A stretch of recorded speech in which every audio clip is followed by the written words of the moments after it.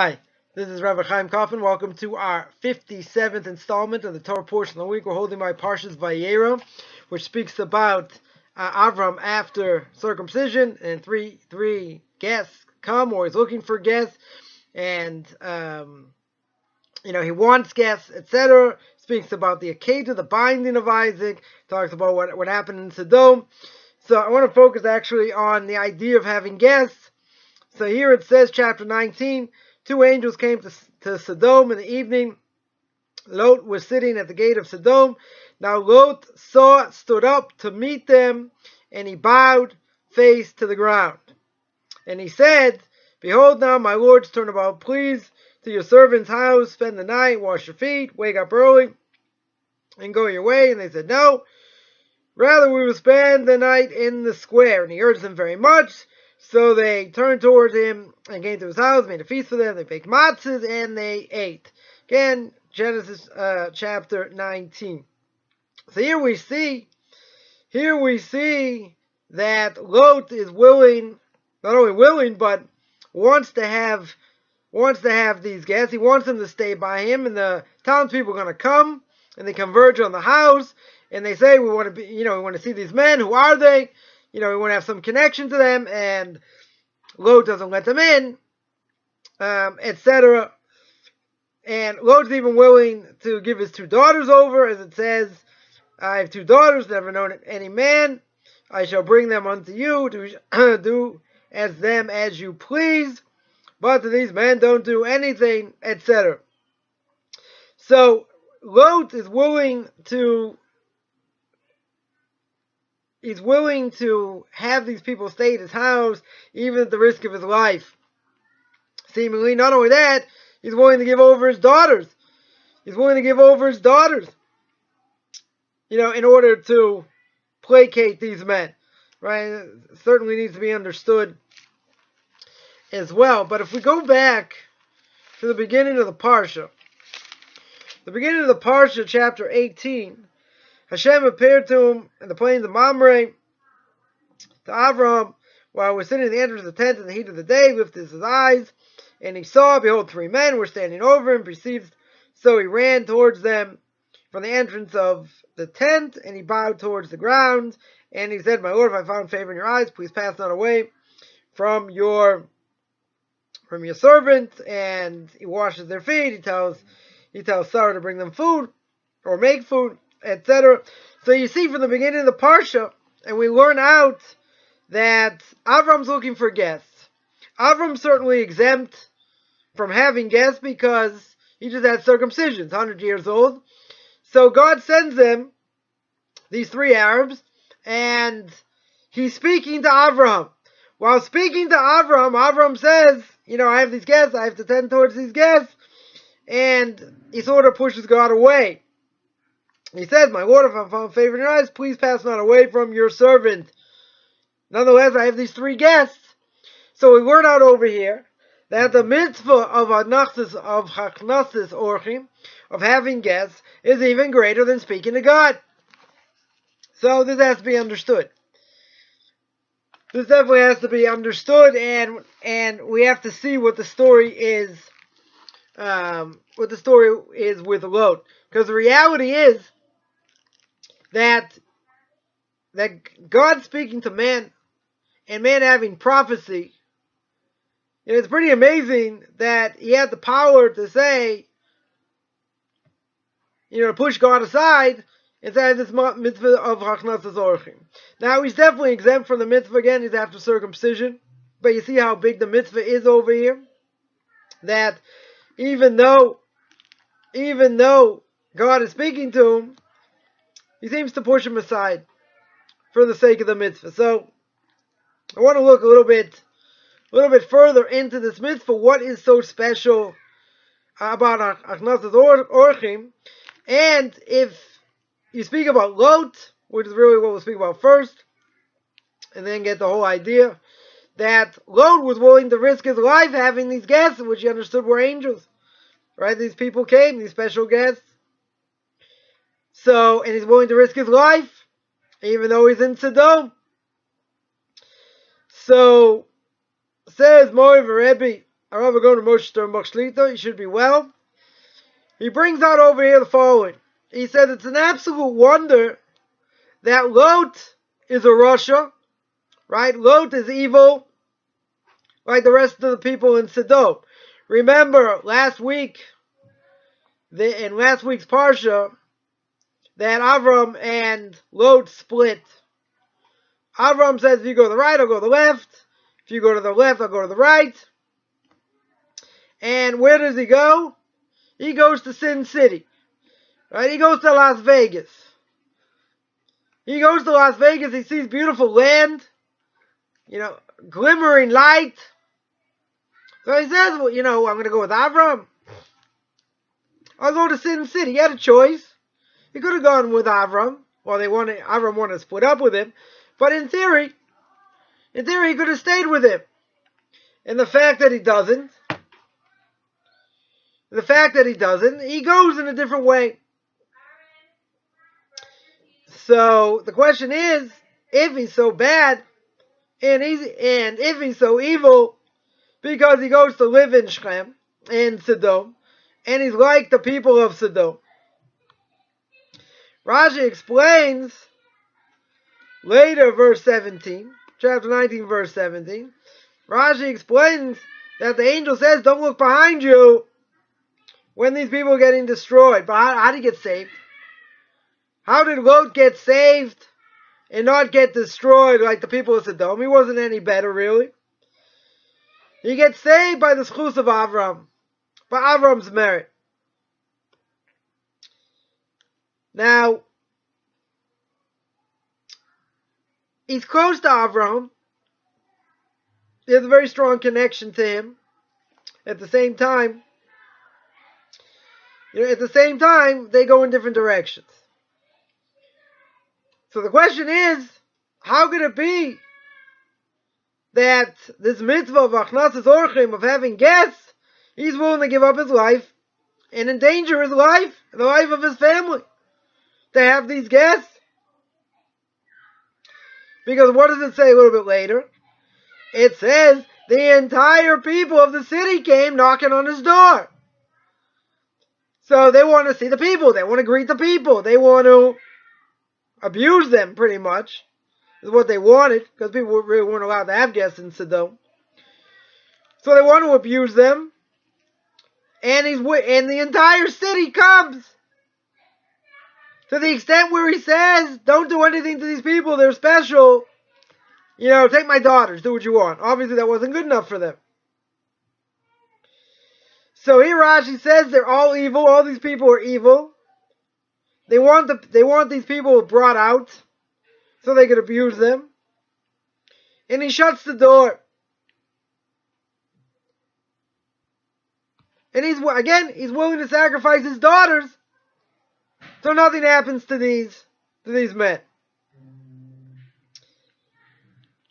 Now, even though he went to Sin City, we read that he fed them.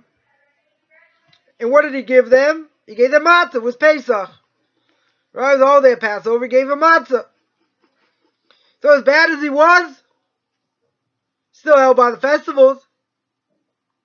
Even though he was probably doing other things he shouldn't have done.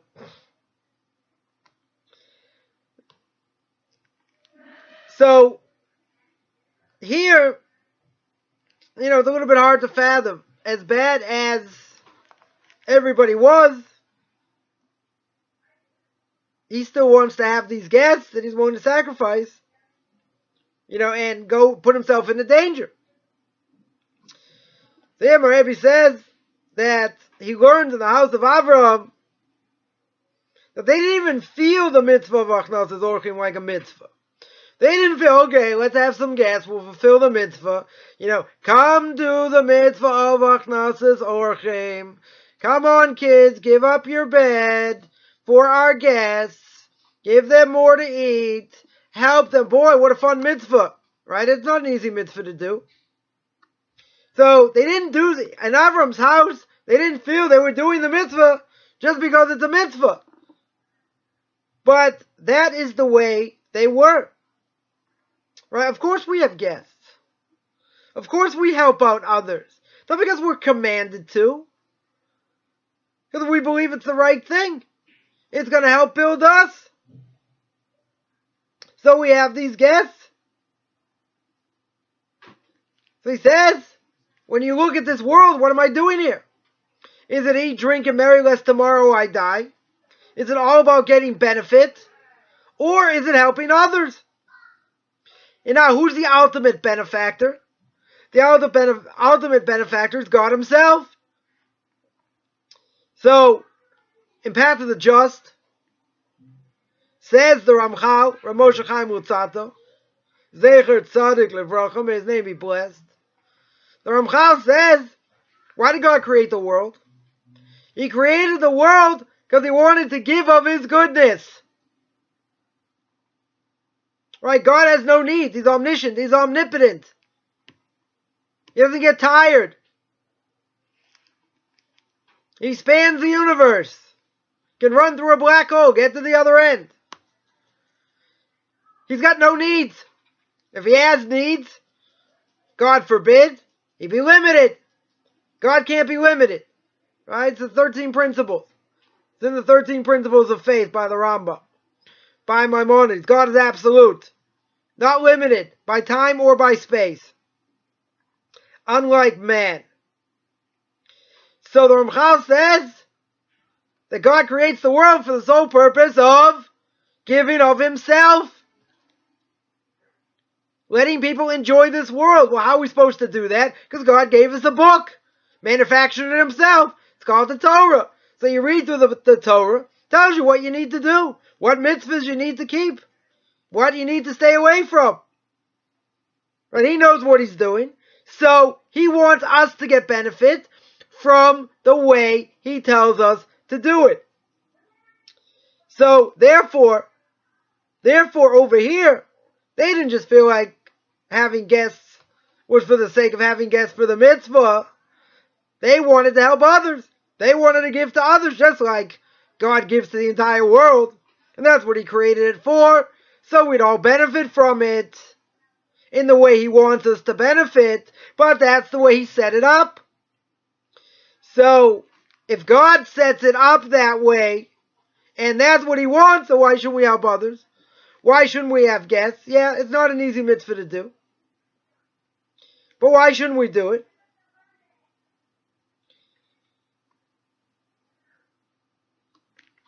So, according to Avraham,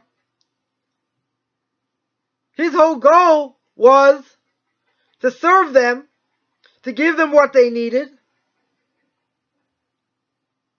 and that they should enjoy. So, there are different levels. There are different levels of how a person can have guests. There's a very big distinction between the ability to have guests by Avraham and by Job, by Eov. Eov, when he had guests, he served them what he wanted them to eat. Avraham, when he served them what they wanted to eat. It's a major difference. Job went out of his way, that's true. And he had guests, that's true. But he had guests the way he wanted to. The way he wanted to benefit them. Not necessarily the way they could have been benefited further. Did Lot fulfill his obligation having guests? Yes. But he wanted according to him what he desired, not what the people desired. A major difference between him and Avraham. So here, Avraham, when he has guests, he gives them what they want. Not what he wants them to have, what they want. So therefore, by him it was a huge mitzvah. They could rest. They could eat what their heart desired. Right? He'd go out and get what they needed. Now, Lot was by Avraham for a long time. So Lot understood this wasn't just for the sake of the mitzvah. That was a way of life. Of course you have guests. Right? What's the question? Not a question of being tired. You look for guests. You want to be able to give to others. So that had an effect. Lot, by seeing this and what his household did and what they went through, had a tremendous effect.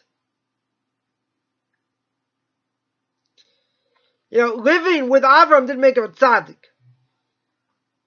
Didn't make him purely righteous. But there were some things that rubbed off. Right, Lot compared to everyone else, yeah. So he's looked at as a tzaddik. But he wasn't any better than the people of Sodom. But some of Avraham's greatness did rub off. In having guests, so even if he had to put his life in danger, that's what he did. He could have easily got out of the problem, so hand him over. But he was no different than them. So if he's no different from them, what gave him the intestinal fortitude to do that? And risk his life? Answer is, it was engraved in him. Because he lived by Avraham for so long. And by Avraham it was second nature. So that rubbed off on Lot.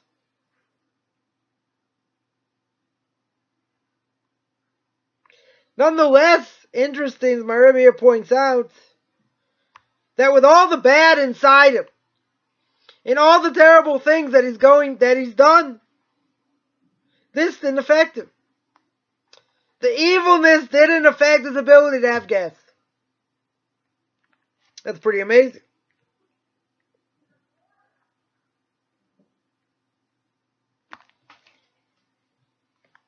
That, a person can be so bad in other ways, but he can have redeeming qualities. I mean, you talk about mafia people, they could kill people and butcher and this and that, but look at how well they honor, their mother, or their parents. One thing doesn't necessarily have anything to do with another. But here it's for good. It's ingrained for the good, regardless of what else goes on around him. So Rebbe here says also that we have a tradition that having guests, if you have guests properly, it's a tremendous thing that you could have children that are tzaddikim. So that would make sense. That if a person loves to give to others, and he loves to help others, so when he has children, they'll see that. Because they have guests. They see that the household is interested in helping others. So that has an influence. Has a tremendously positive influence. It's not just like, okay, no one else can have them, so we'll have them. You get the mitzvah for that, but it's not the same. It's definitely not the same. When a person gives of himself, and even if it's hard, may have to give up their bed, maybe a little bit less to eat, whatever the case is, but they sacrifice. They sacrifice to benefit others. So if that's true, and a child grows up in such a house, how can they not be tzaddikim? How can they not be righteous? Because mitzvah goreris mitzvah. A person does a mitzvah, causes him to do another mitzvah. Also the opposite, a person transgresses, causes him to do other transgressions. But if he's doing the right thing, and it's kind of catchy, and the family's into it, and the kids are into it, so then it's easier to educate them properly, and that God will give them heavenly help, and their children will be righteous.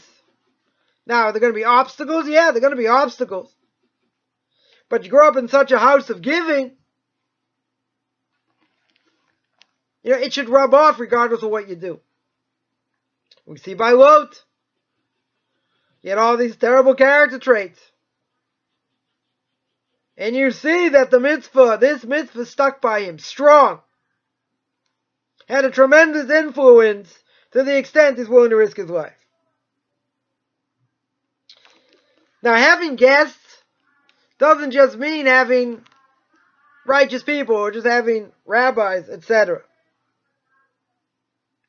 That a person should open up his house to whoever wants to come. Again, you don't have to put yourself in danger for that, per se. Certainly no obligation for that. Right? But it should be open to everybody, not just the elite, so to speak. So you see by Avraham, so you go to the beginning of the Parsha, you see by Avraham, he's willing to have even these 3 dirty Arabs. He doesn't know from at the outset that they're angels. You know, that we find out. But he didn't know. And because he didn't know, it didn't matter. If he had angels on the more so, he would honor them and have them stay by him and have them eat by him. But even 3 nomads, you know, coming through the desert, you know, dressed in rags and however they were dressed, they didn't look dignified. And he had them anyway. So you learn out from here that when you're going to have guests, you have them. Doesn't matter who they are. Doesn't matter. You know, it doesn't matter what they do. They can look totally degraded. Still should have them. You could say it makes a mitzvah more harder to do. True. But we don't segregate. We don't distinguish. Say, I'll have these type of guests, but not these type of guests. So according to this, you should have all types of guests. Again, within reason. So, you go back to the beginning of the Parsha, where Avram is recovering from circumcision. Remember, he's 100 years old. 3rd day is always the hardest. After every circumcision. Definitely exempt from having guests. What does God do? Makes it very hot. Standing by the front of his tent. Looking for guests. In the meantime, God's having this conversation with him. These 3 nomads present themselves. Avram pushes God aside and says, you know, please my Lord forgive me, and he takes these guests, and he had no idea who they were. Right, for argument's sake, they're 3 nomads. They are not angels. And even so, he stops speaking to God. So that's a tremendous thing. I mean, a person gets a prophecy. You say, God, sorry, I got a few guests, gotta go. You know, I got these, 3 dirty, despicable looking people, and, I'm gonna have them for guests. I hope you excuse me. A pretty huge level there. We understand, or maybe we don't, but we understand who Avraham is. He changes the face of the map in the world because he brought absolute monotheism to the world. Everyone's walking around with their pocket gods like, here's Bob, don't leave home without him. And he says, no, there's a God, he created the world. And we're obligated to do all these things. He goes, did he ever speak to you? No. Did he ever have prophecy, something? No. All right, good luck. But he steadfast to what he believed. And he brought this to the world. And God chose him to be the beginning of the Jewish people. And he is Avraham Goyim. He is the father of all nations. Y'all stem from him.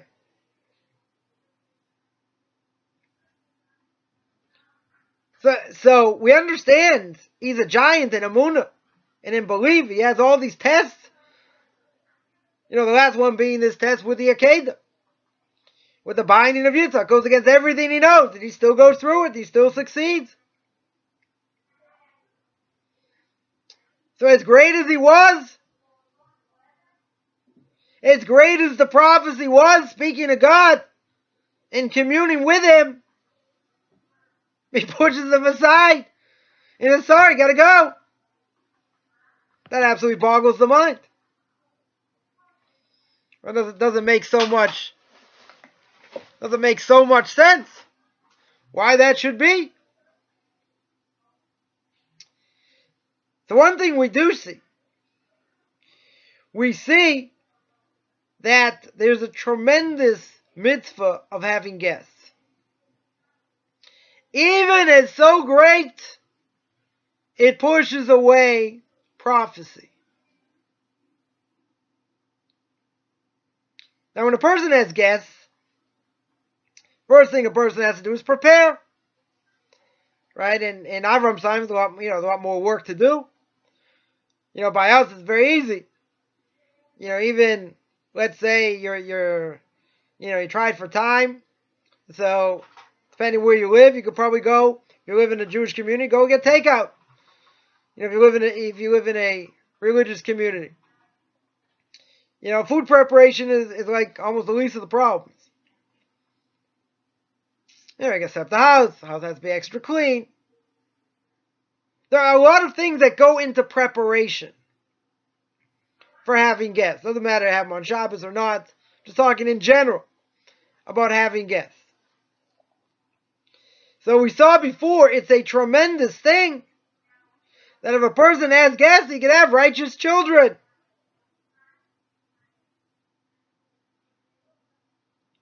Because they learn how to give. See, it's not just giving money. It's not just like writing a check or giving a few dollars, and giving money to charity. It's also a mitzvah. It's true. A tremendous mitzvah. So we have to train ourselves, even if we don't have so much, stick our hand in our pocket to give to someone else. Because the reality is, you give of yourself, changes who you are. Because you get the mitzvah. They might say, well, schar mitzvah b'ha'om aleika. The merit of getting the mitzvah in this world we don't get. They're not getting the merit now. Or that merit you get later. But you see, you can say that by any of the mitzvahs. Okay, I'm going to do it because I'm going to get merit later. Well, it's not going to be so easy to keep if you're just thinking in terms of the next world. Look at all these terrorists going to kill themselves to have all these virgins in the next world. Everything's about the next world. I'm doing it for Allah. All for the next world. Well, it doesn't look so peaceful to me, does it? We understand we're going to get married for what we do in the next world. That's true. To the back of our mind, not the front. We're doing it because we believe it's absolutely true. Regardless of whether we'll get benefit or not. But see, something like this, you give of yourself. You share what you have with someone else. That strengthens your soul. Because you're giving to someone else from yourself. Not because you have to. Right? If you do it because you have to. So okay, again, let's go back and do the mitzvah of having guests. If you don't believe it, and you're only doing it for the sake of the mitzvah itself, you lost. You're going to say, well, if I don't do it, I'll fry in hell forever. Then people say, well, if I'm going to fry in hell forever, I might as well enjoy myself, forget everything else.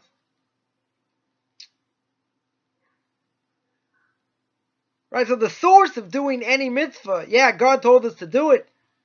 And we do it, and it's a decree.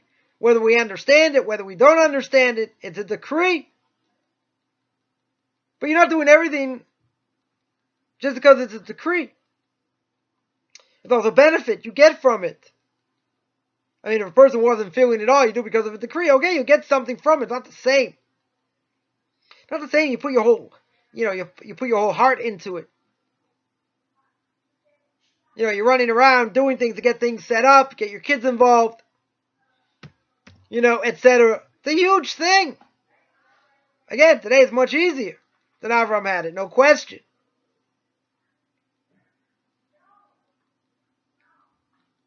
But it's more for what it does to us than what we do. Because, we'll go out, we'll get a little more food, probably get a little bit nicer food. We're going to have them, make up their rooms. We'll have the house extra clean. Right, so you're trying to benefit them, but the reality is, like any mitzvah we do, it benefits us. And here it's very simple. We are giving of ourselves to others. When you give of yourself and you help someone else, it makes you feel good. You're not doing it for the merit in the next world.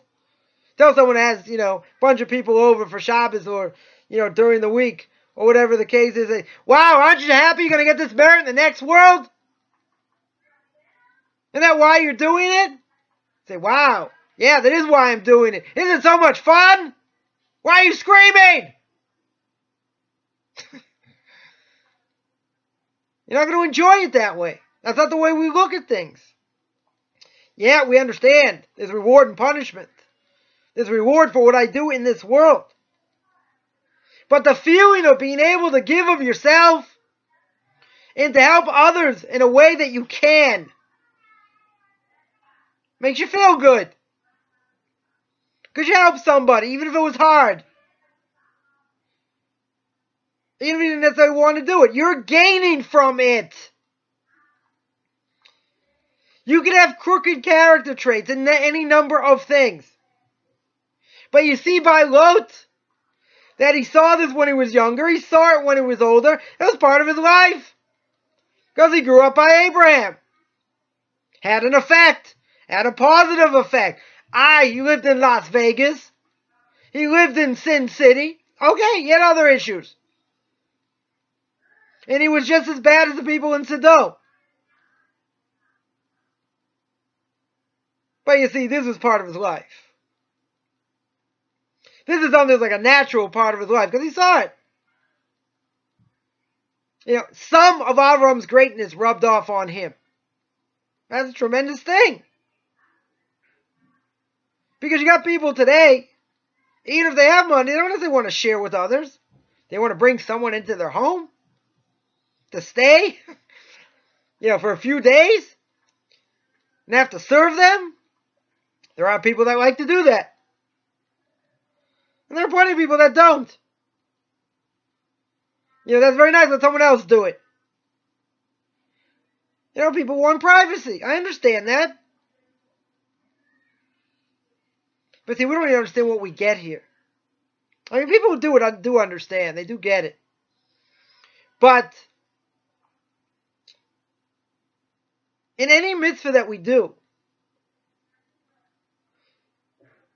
keep in mind, when we take out the Torah 3 times during the week, take it out on Monday, take it out on Thursday, take it out on Shabbos.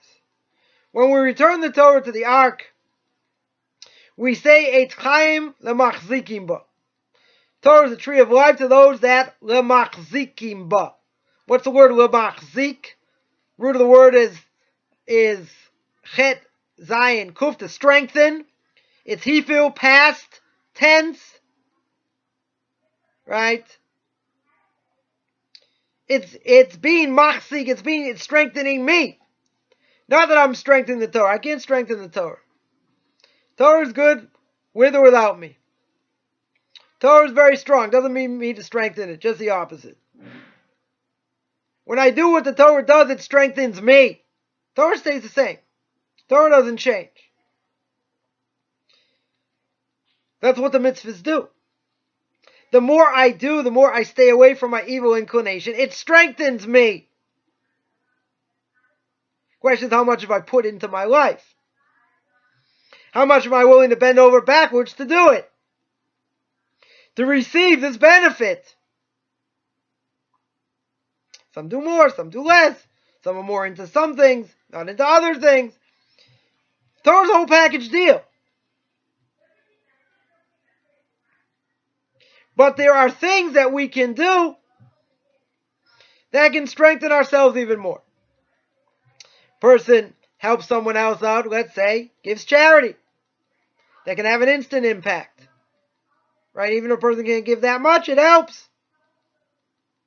Every little thing helps.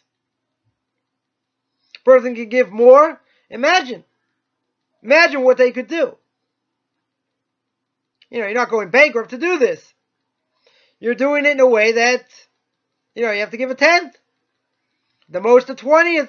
Right? A 5th. Can't get more than that. But look what it does for you.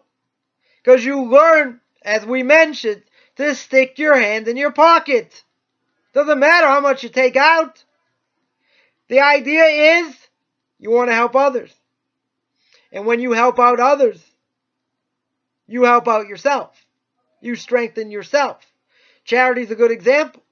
Because charity, as we said on Rosh Hashanah and Yom Kippur, tshuva, tefillah, tzedakah, tshuva, repentance, tefillah, prayer, tzedakah, kroya, roya gazar dinenu.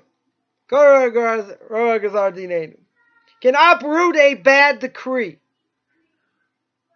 That's the power. But it's to give with a full heart. You give with a sad face, you don't get credit over here. You lose it. You got 10 people knocking on the door, but you have the ability to help. You do it with a happy face. You don't want to be on the other side. So it definitely benefits you. It can save your life. As is brought down, Tzedakah matzil mimavis. Tzedakah saves you from death. Can guard you. You have to know how to give. You have to know where to give. You want to give to save the whales? Okay, go save the whales. You know, one of the things you have to ask yourself is, when a person gives, when a Jew gives, is he giving to something that's going to benefit others? And we look out for our own first, other Jews. So that would mean helping out centers of learning, yeshivot, girls' schools, elementary schools, helping someone get married, hachnasas kala. Many things a person can give to, but you better make sure that what you give to is legit. Meaning it's a beneficial charity. So they say, what about save the whales? Isn't that beneficial? Yeah, it's beneficial for the whales. But you have to ask yourself in the bigger picture, is that what I should be doing? Is that eternal? Is that going to benefit my people? I got nothing against whales. I would take issue with someone who gave a lot of money to save the whales, and they didn't have, and they didn't give anything to help a poor bride get married, or to help a struggling school. Have to be balanced. Save the whales, school. Save the whales, hachnasas kala. Right? Save the whales. All right, you figure out whatever it is. You have to think. You have to use common sense. Let someone else save the whales. It doesn't have to be me. We don't want to get upstairs after 120 years and realize, we gave all this money to charity. What a waste. We didn't even get credit for it.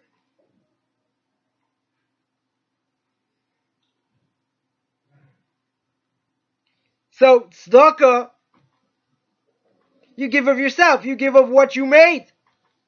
You help out others with it. That makes you feel good. It should, unless you're stingy. It should, because you have the ability to give.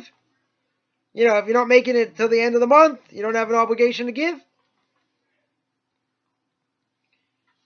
But a person to the best of his ability should try and give.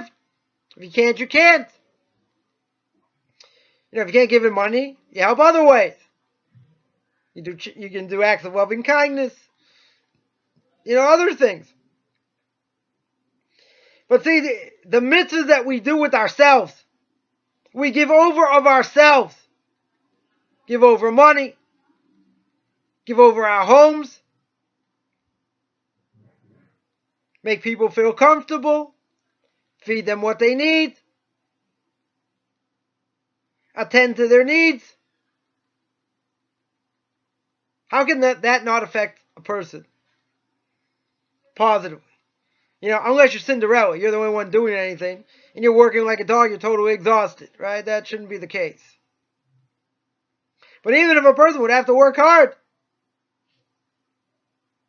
even if you'd have to work hard, is it not worth it? Also kind of neat, meet different types of people.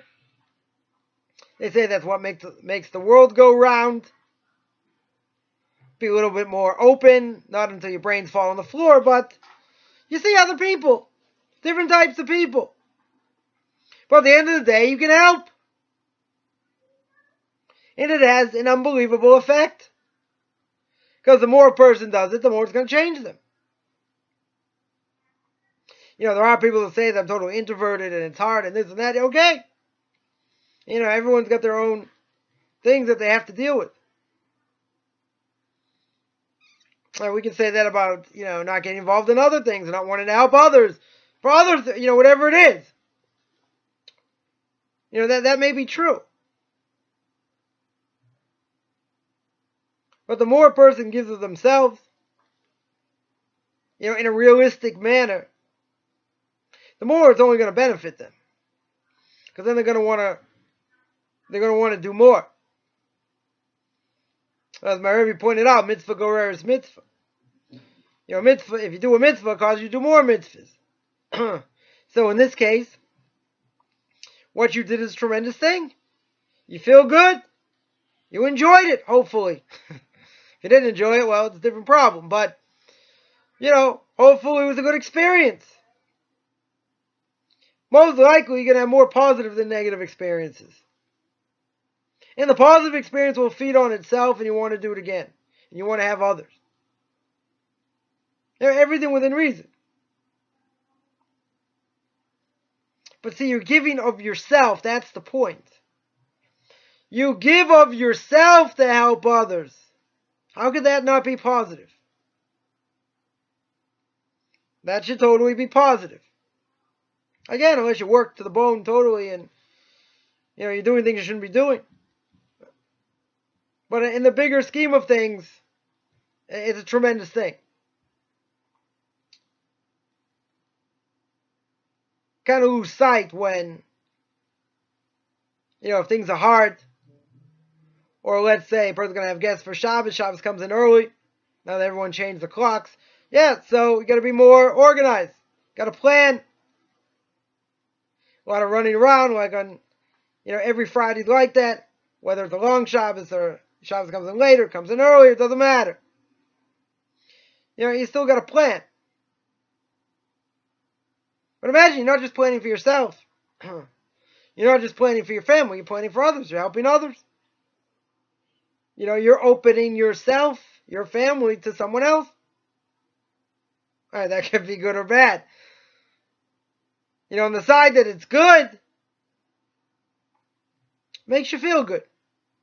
Makes you feel like you're doing something. You're helping someone. But the reality is, you're helping yourself much more. Because that opens your heart. When your heart gets open, regardless of what goes on around you, and how difficult things may be in other ways, it picks you up a little bit because you can do something positive.